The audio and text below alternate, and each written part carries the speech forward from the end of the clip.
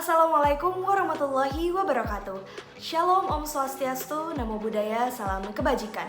Perkenalkan, nama saya Erka Yohandini dengan NIM terakhir 106 dari Fakultas Vokasi Prodi Akuntansi Universitas Airlangga.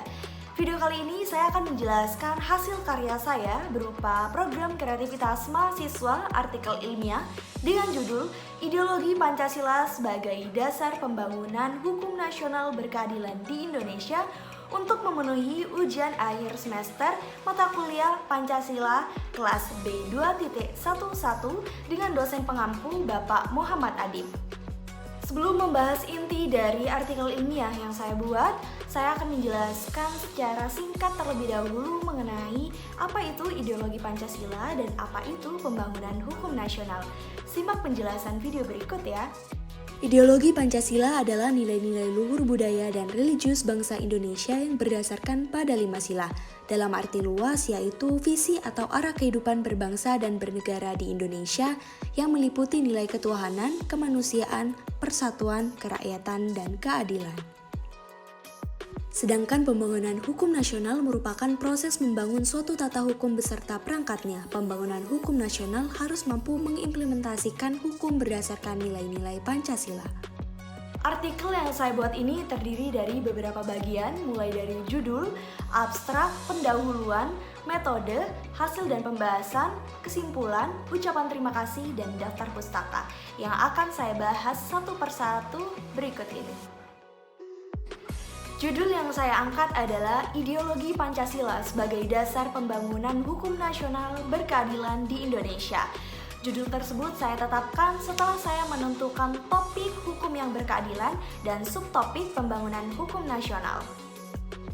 Pada bagian abstrak, saya menjelaskan secara garis besar mengenai metode penelitian, ideologi Pancasila, hukum berkeadilan, dan pembangunan hukum nasional, sehingga ditetapkan 3 kata kunci, yaitu ideologi Pancasila, hukum berkeadilan, dan pembangunan hukum nasional. Berikut saya tampilkan abstrak pada artikel ilmiah saya.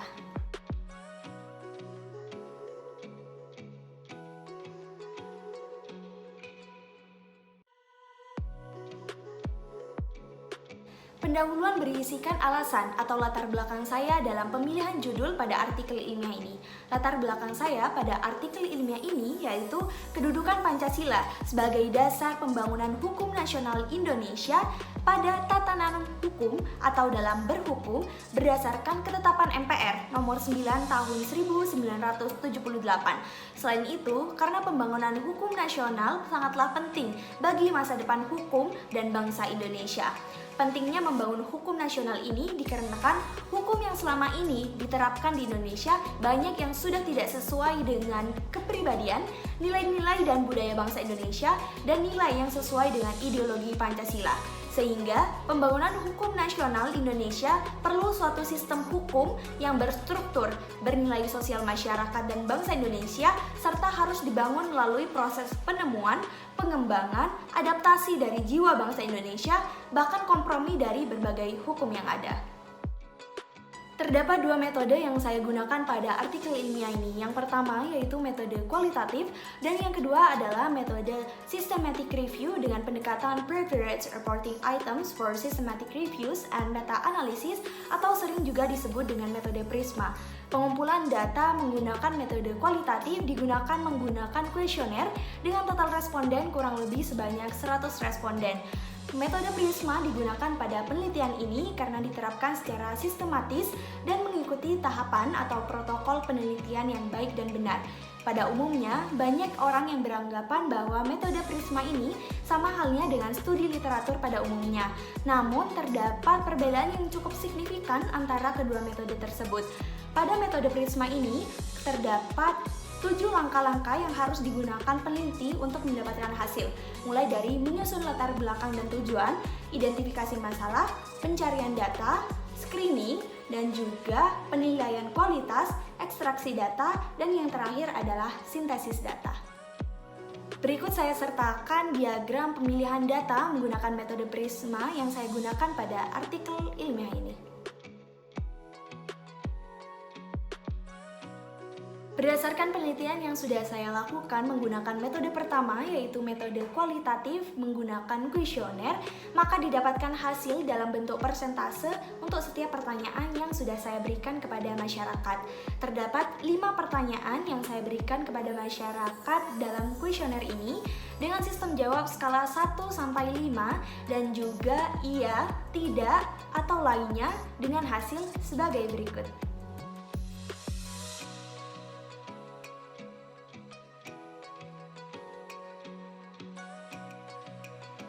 Berdasarkan penelitian yang sudah saya lakukan menggunakan metode kedua, yaitu systematic review dengan pendekatan Prisma, maka saya dapatkan 3 jurnal penelitian terdahulu yang akan saya jadikan acuan untuk artikel ilmiah ini. Ketiga jurnal penelitian terdahulu tersebut akan saya ekstraksi untuk memudahkan sintesis data.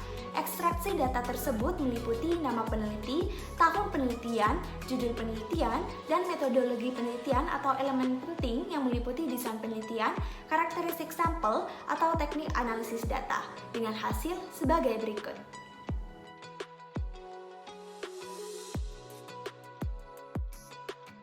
Penelitian menggunakan metode pertama, yaitu metode kualitatif dengan sistem kuesioner, didapatkan hasil berupa persentase yang berbeda untuk setiap pertanyaan yang sudah saya berikan kepada masyarakat.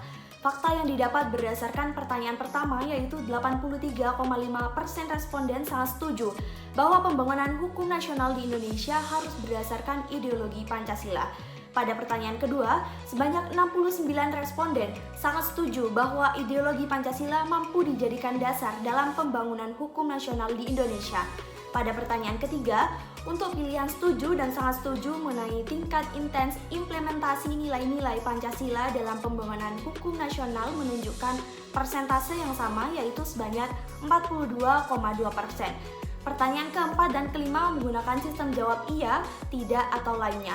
Untuk pertanyaan keempat, sebanyak 78,6% responden berpendapat bahwa peran pemerintah bukan satu-satunya indikator keberhasilan pembangunan hukum nasional di Indonesia. Responden berpendapat seluruh peran masyarakat juga menjadi indikator keberhasilan pembangunan hukum nasional di Indonesia. Untuk pertanyaan terakhir, sebanyak 71,8% responden berpendapat bahwa seluruh elemen di Indonesia belum berperan aktif untuk keberhasilan pembangunan hukum nasional di Indonesia. Pendapat lain dari responden untuk pertanyaan terakhir ini yaitu hanya sebagian masyarakat yang berperan aktif. Seluruh elemen sudah berperan aktif namun belum maksimal, dan beberapa sudah berjalan baik namun masih ada oknum yang tidak mau berperan aktif untuk keberhasilan pembangunan hukum nasional di Indonesia. Pembahasan selanjutnya yaitu pembahasan mengenai hasil menggunakan metode kedua atau metode Prisma, di mana saya mendapatkan 3 jurnal penelitian terdahulu yang saya jadikan acuan pada artikel ilmiah ini.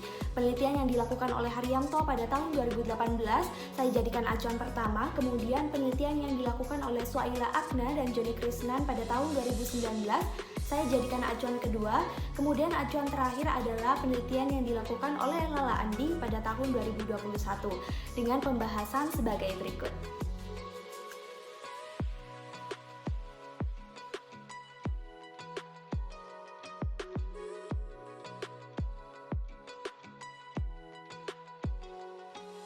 Berdasarkan hasil artikel ilmiah yang sudah saya sampaikan tadi, didapatkan kesimpulan bahwa ideologi Pancasila merupakan satu-satunya ideologi yang dapat diterapkan dalam pembangunan hukum nasional di Indonesia. Namun kenyataannya ada beberapa penerapan hukum yang sudah tidak sesuai dengan nilai-nilai Pancasila. Oleh karena itu, dibutuhkan suatu sistem atau strategi untuk mengembalikan implementasi nilai-nilai Pancasila dalam pembangunan hukum nasional di Indonesia.